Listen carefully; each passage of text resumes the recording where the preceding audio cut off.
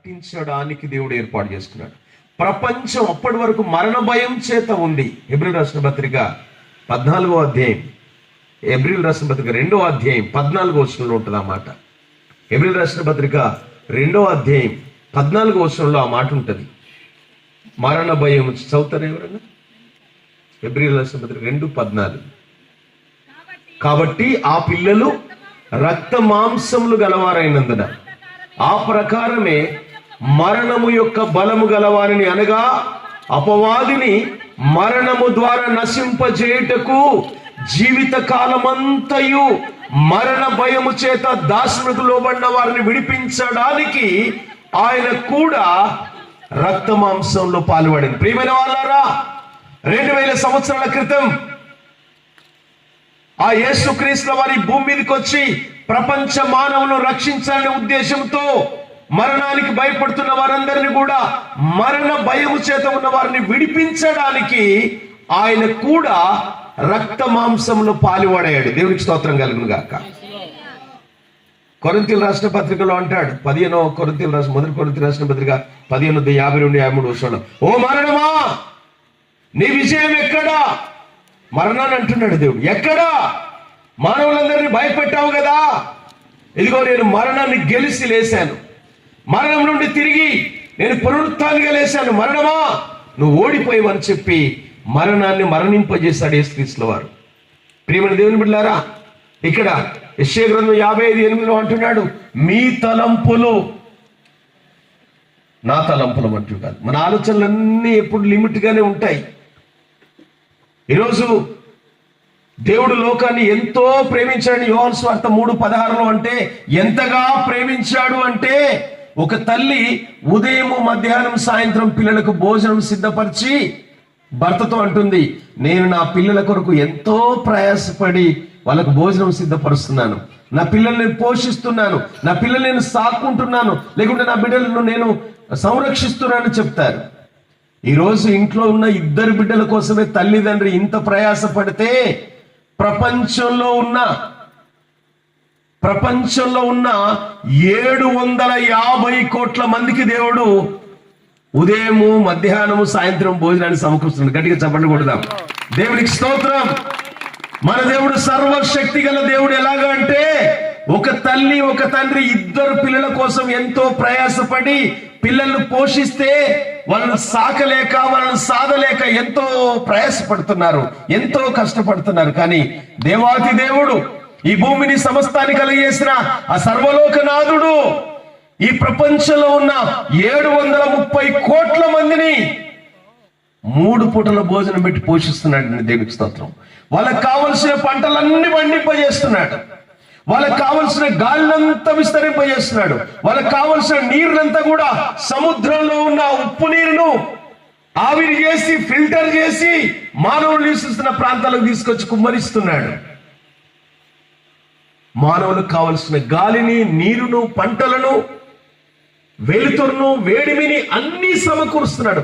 ఒకరి తల్లి కంటే ఎక్కువగా, ఒకరి తండ్రి కంటే ఎక్కువగా దేవుడు మానవులందరినీ ప్రేమిస్తున్నాడు. ప్రియమైన వాళ్ళారా, అందుకే యోహాను సువార్త 3:16 దేవుడు లోకాన్ని ఎంతో ప్రేమించెను కాగా తన అద్వితీయ కుమారుని యందు విశ్వాసం ఉంచిన వారిని నశింపక నిత్య జీవం పొందినట్లుగా ఆయనను అనుగ్రహించాడు దేవుడు భూమి మీద. ఎవరు నమ్ముతారు ఆయనను? ప్రియమైన దేవుని బిడ్డలారా, దేవుడు మాట్లాడుతున్న మాట, ఇక్కడున్న మనందరితో మాట్లాడుతున్న మాట, మీ తలంపులు నా తలంపులు అంటుడు కాదు. దేవుడు నీకున్న ఆలోచన వేరు, దేవుని ఆలోచన వేరు. 139వ కీర్తనలో 15వ వచనంలో ఒక మాట రాయబడ్డది, నీవు తల్లి గర్భంలో ఉన్నప్పుడే నేను నిన్ను జ్ఞాపకం చేసుకున్న. 16వ వచనం అంటాడు, నీ దినములన్నీ నా గ్రంథంలో లిఖితములాయాయి, నీ గురించి నేను అంతా రాసుకున్నాను. అందుకే అంటారు, దేవుడు నా రాత ఎట్లా రాశాడో. ఒక చిన్న మాట చెప్తున్నా, అందరు జాగ్రత్తగా వినాలి. మొట్టమొదట థమ్స్అప్ యాడ్ అందరికి తెలుసు కదా. థమ్స్అప్ యాడ్, థమ్స్అప్ భూమి మీద అంటే మామూలుగా కంపెనీ వాళ్ళు ప్రొడక్ట్ చేసినప్పుడు థమ్స్అప్ యాడ్ ను పెట్టారట. యాడ్ అంటే దాని మీద ఒక బోర్డులు పెట్టి పెట్టారట. థమ్స్అప్ యాడ్ ఎట్లా పెట్టారంటే, అది తాగక ముందు మనిషి కొంచెం డల్గా, తాగిన తర్వాత ఎలా అలర్ట్ అయినట్టు పెట్టారట. పెడితే అన్ని దేశాల్లో సక్సెస్ అయిందట. కానీ ఈ అరబ్ కంట్రీస్ లో దుబాయ్, కువైట్, షార్జా ఆ దేశాల్లో మాత్రం అట్టర్ ఫ్లాప్ అయిపోయిందట, ఫెయిల్ అయిందట. ఎందుకు ఫెయిల్ అయిందట అంటే అక్కడనే డబ్బు ఎక్కువ ఉంది, అక్కడనే బిజినెస్ అయిందని కంపెనీ వాళ్ళు అనుకుంటారు. కానీ మొట్టమొదటి స్టార్ట్ చేసి అక్కడ చేస్తే అది మొత్తం ఫ్లాప్ అయిపోయిందట, ఫెయిల్ అయిపోయిందట. ఏంటిదిరా అంటే ఫస్ట్ తాగనోడు అలా డల్లుగున్నాడు, తాగిన తర్వాత అలర్ట్ అయిపోయాడు. ఫస్ట్ ఫోటో ఇట్లా డల్, మధ్యలో థమ్స్అప్, తాగిన తర్వాత వాడు అలర్ట్ అయ్యాడు. మనం చదివేది ఇట్నుండి చదువుతాం, ముస్లింలు చదివేది ఇట్నుండి చదువుతారు. అందరికి అర్థమైంది అనుకుంటారు. ఇంకా చాలా మందికి అర్థం కాదు, చాలా టైం పడుతుంది, అవునా? అది తాగముందు ఇట్లున్నోడు తాగిన తర్వాత ఇట్లా అయిపోయాడు. ఈరోజు నీ ఆలోచన కూడా అదే. దేవుని ఆలోచన వేరు, నీ ఆలోచన వేరు. నీ సొంత ఆలోచనలు ప్లే చేసుకుంటే నీ జీవితంలో అట్లే ఉన్నది, అంతే. నీకున్న నాలెడ్జ్ నువ్వు ఇంప్రూవ్ చేసుకొని నువ్వు అనుకున్నావు నేను ఇట్లుండాలి, అంత రాంగ్ అయిపోతుంది. ఒక్కసారి నీ తల్లి గర్భంలో నేను రూపించిన రూపం చేసిన దేవుని దగ్గర గురించి ఒకసారి నువ్వు ఆలోచిస్తే నీ జీవితంలో విజయాన్ని ప్రసాదించే సర్వనాథుడు ఆయన. చప్పటి కొడదాం దేవునికి స్తోత్రం. ఆయన శూన్యంలో సమస్తాన్ని కలిగేసిన దేవుడికి నీ జీవితం నా జీవితం ఒక లెక్క కాదు. శూన్యంలో భూమిని ఏలాడగట్టిన దేవుడికి ఏలాడదీసి ఆయన ఏం చేశాడు తెలుసా? కొన్ని వందల కిలోమీటర్ల స్పీడ్గా తిప్పుతున్నాడు భూమిని ఆకాశంలో. ఒక్క సెంటు కిందికి కానీ ఒక్క ఇంచు పైకి కానీ జరగట్లేదు. దేవునికి మహిమ కలుగును గాక. అలాంటి ఆశ్చర్యకరమైన దేవుని కలిగి ఉన్న మనం మన సొంత ఆలోచనలు విడిచిపెట్టాలి అని దేవుడు ఒక అల్పుని ద్వారా నీతో మాట్లాడుతున్నాడు. అర్థమవుతుందావా? నేను నీ ధర్మశాస్త్రమునందు ఆశ్చర్యమైన కార్యాలు చూసేటట్టుగా నా కళ్ళను తెరువయా.